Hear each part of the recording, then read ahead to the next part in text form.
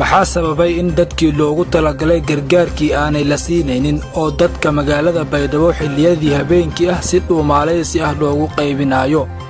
runtii haddii maanta lagu aamino sharaf iyo waxaad xambaarsan tahay karaamo balse ha iskaraamo beelinin sawirkan aad u jeedaan waa hooyooyin Soomaaliyeed oo la socda caruurtoodii oo cidna aan u maqnayn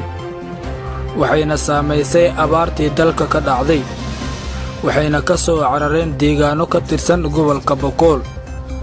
inkastoo haatan ay ku nool yihiin kaam ku yaal magaalada Baydhabo marar badan ayay sheegeen inay kaamam agtoodii ah hay'ado gargaar ay ka bixinayeen balse iyaguna aan la eegin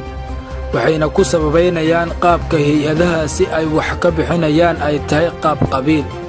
unugu hooti ana dhibahana guuri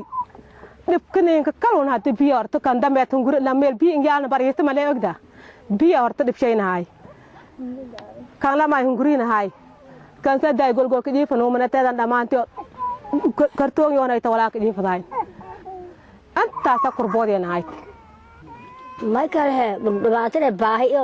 يوني توي رفعت أنت لكويني ما لان نرجع أنت كي لكوي إلا تلا سين كوي ولا سين كأوي ورق دنجرة ما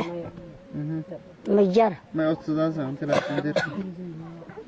بعد والكل والكرسنا والكيفنا سير حتى مقابلنا والأنهاي سنة ماله ma Allah subhanahu wa ta'ala ayaanay ka baqaynin dadkaasi